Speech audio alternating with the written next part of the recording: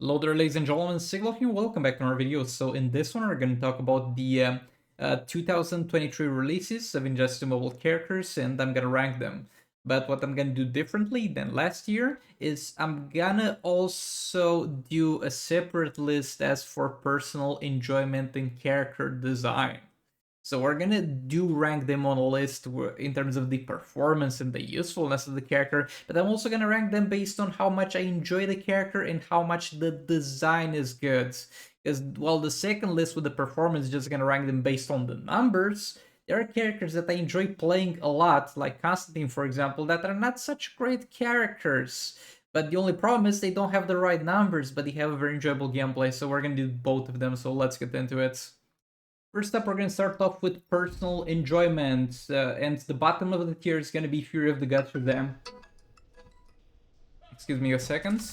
Excuse for that one, so as I said, this is easily the bottom of the tier for me. I absolutely hate playing as this man. And it's not that he's got such a bad AI when you compare it with the Beast Boy attack patterns. This man is actually pretty decent, so he's definitely not proving my point here. But the thing is, they so often just reuse and recycle characters' hit patterns, and they recycle bad ones or mediocre ones, like the Vixen ones is recycled from Cheetah. Nobody asked for another Cheetah attack pattern. And then we have Fear of the God Shazam, who instead of recycling the moveset of Gold Shazam, which was an extremely good moveset compared to the one that he's got right now, has got a whole new moveset for some reason, and that's why I simply absolutely hate this man, because they had something good they could have worked with, and they were like, let's make something new that's worse than what we already had, so we end up with a character that's less enjoyable than his gold counterpart to play, which was already in the game. So yeah, he's definitely the bottom of the tier for me in terms of personal enjoyments. Next up, in the second to last place, is gonna be Blue Beetle. Again, we're ranking them from worst to best, and in terms of character enjoyment, keep in mind we're talking about character enjoyment and the smoothness of gameplay and the character design, all that. I don't really like Blue Beetle. This might be a little bit controversial, but I don't really like Blue Beetle that much. Like, he's fine. He's okay. But I wouldn't say I'm playing him for entertainment purposes that often. I'm mostly playing it to showcase some attempts of doing some things with him for you guys. But as far as me enjoying the character, I don't really like him. And yeah, I know he's got unhittable on the special Q, and that in theory can make him a lot more enjoyable to play, but I don't know, something with Blue Beetle just doesn't click for me, and something that I really hate about the character is that every single one of his abilities is gonna push him away from the enemy, and that is such a non-optimal thing to do and a non-optimal thing to have happen to you in a lot of situations, and every single time that happens and messes up my gameplay, I'm mad. I simply don't like Blue Beetle. I'm sorry for all the Blue Beetle fans out there. I mean, I like him in terms of the lore, but I don't like the character in the game that much, though he's fine. Next up we have Beast Boy, and I know for a lot of people he most likely would be at the bottom of this tier, like the most egregious character with the most egregious combos ever released, and I do agree with that. His combos just feel bad to play, he feels very junky, he is possibly one of the worst attack pattern characters released. However, the redeeming quality or the redeeming situation about him is the fact that using him with Puppet is what you're gonna do 90% of the time. So while if Beast Boy was, let's say, a character that dealt damage with his basic hits, like, let's say he had some modifiers like Justice Team where he would do a lot of damage with the basic hits, and he would, let's say, still be at the point where he's right now in terms of being kind of the best character in the game, I would still hate playing as him because I would need to do those junky basics every single time I do that, but we're using Puppet on him most of the time, so you're gonna use the basics of Beast Boy, the attack pattern of Beast Boy in like 5% of the situations.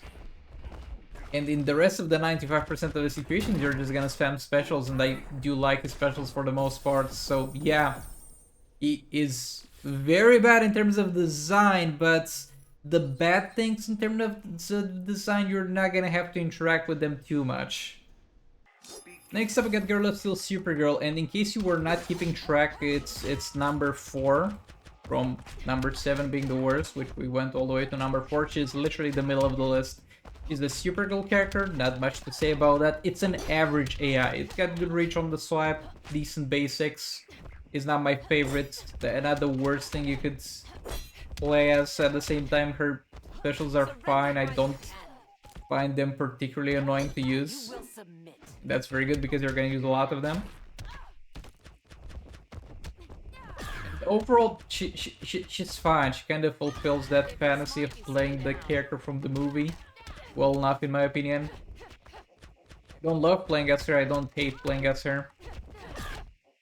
What are we doing here? She's built as a tank, so I'm not gonna go through the entire fight because this will last way too long. But she is fine as far as design and gameplay goes. I don't have a problem with her, but I don't love playing as her. Literally middle of the ground, and that's why she's number 4 out of a 7 character list. Coming in number 3 in terms of personal enjoyment and design, we have my boy Scorpion. I really like Scorpion. This is most likely one of the better... Why couldn't then my combo and swipe down there? I don't know. He's most likely one of the better characters when it comes to designing a new hit pattern. It's not fully new, it's recycled from other characters a little bit. I see some red put in there. But it works, it just functions right, the basics feel smooth. I do like every single one of his specials. And his third special, the fact that the enemy constantly jumps out of it, is not really his fault. It's something about how the game works, sadly. So you can't really pin that on him. But other than that, I really like his design. It's a character that I enjoy playing, and it's the first one that died in this video. But yeah, I promise, Scorpion feels good to play. Coming in at number 2, we have my boy Orm. Orm is probably, I mean, it's giving a run for his money to the Legendary Shazam for the worst character released this year, for sure, in terms of values. But as far as gameplay goes, it feels good. It feels real good. Because he's got the attack patterns of Kinflan Sakuman, which is a character that everybody's very familiar with. It is most likely the first damage dealer you're gonna have, and this is a very good attack pattern in the first place. So yeah, I really enjoy playing Orm, and the shields that he gets that prevents some hits is not that big here because I'm playing campaign, but in Soul Raids it's actually pretty good. Just makes him so much more convenient to play. Every single time I'm playing Orm while I'm being extremely annoyed by the damage that he doesn't do, the gameplay side of things is actually very enjoyable, and I like this man very much. And coming in at number 1, probably my favorite character released this year, we got my boy Constantine. So it's not really his merit only, because he's also getting the shield from my boy Shazam, and that shield is really helping out. But I just like this man, he's so cool, he feels good to play, and you're gonna have a constant shield that doesn't let the enemy hit you. And you got the burning can setting fire to the enemy. Constantine is just the character I have the most fun with out of all the characters released this year. Now let's move on, rating them based on the performance that they can yield. Now let's talk a little bit about numbers, and it's gonna be just 5 spots here because 2 spots are kind of shared between characters because I can't really differentiate between them in terms of power level. They are both as good or as bad. First of all, we get on the last spot sharing it with somebody else, Fear of the God Shazam. He's absolutely terrible. Like, all those 3 passives pretty much explain to you that if you do specials, you have a chance to get a damage buff. And that damage buff stacks all the way up to a decent amount. And it's pretty much a way more complicated to get a way to get this flat damage buff than it is for Kinflan Sakuman. That's a gold character that you can get from the League Store.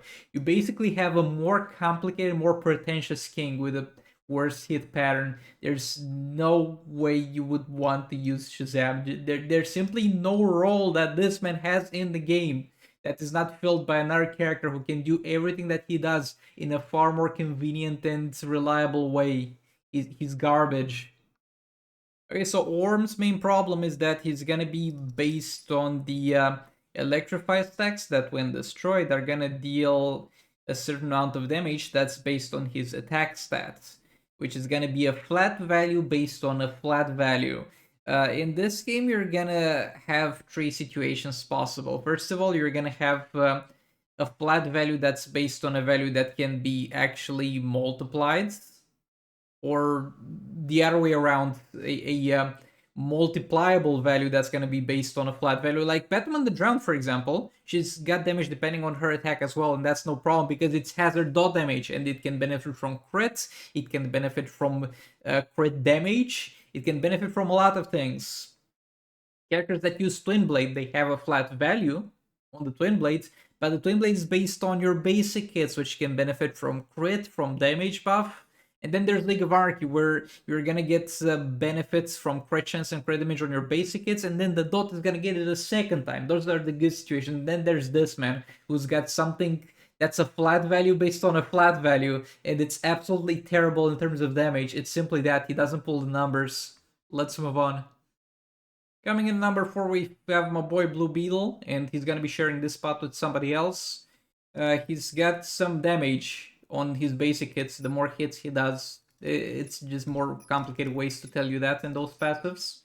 And he's also gonna have an untargetable on the specialty, which is pretty decent for League Invasions, but he simply doesn't really pull the numbers.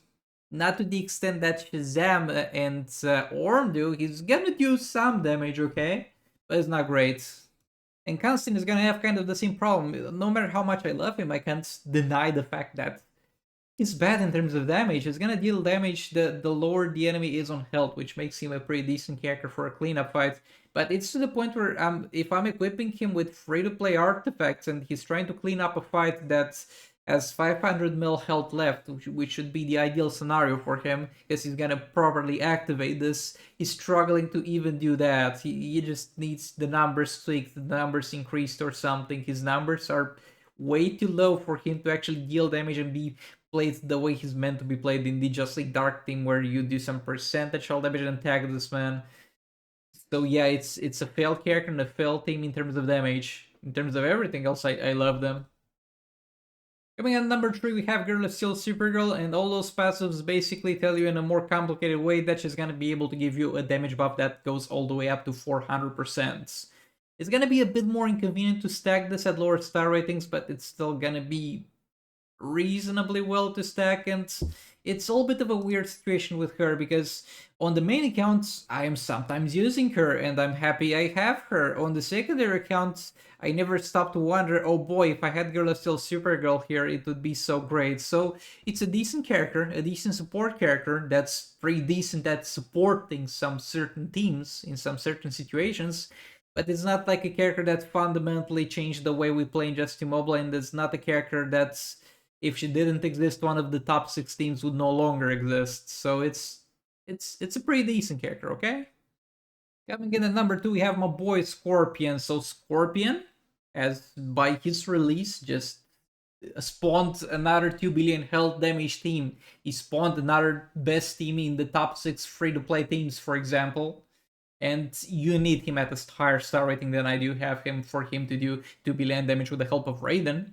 But once he's there, he's gonna get a 2 billion damage done, and he's gonna be with the third special. It might be inconvenient to play him a little bit because of how the Netherfire sadly works, because dot damage makes the enemy constantly jump out of it. But other than that, he's a pretty decent character, and he is part of a pretty decent team. I think he did definitely add a positive impact to the game, and added a new great team to the game. He's not the best character in the game, he's not the best team, he's not the easiest team to put together, but it's a team that deals a pretty decent amount of damage. Coming in at number 1, we have Beast Boy. He's got a special here that deals a percentage of his attack as dot damage, which is great because it's something that is dot damage and it can scale with crit chance, crit damage, lethal chance, lethal damage, and when you put the puppet on this man and you can actually spam that, you get yourself the best character in the game actually. And it was released this year, so there's no way he doesn't make it to the top of the list. But y'all, that being said, thank you so much for watching. Let me know in the comments if you agree or disagree with my list, and I'll hopefully see you on the next one. And Happy New Year! Goodbye!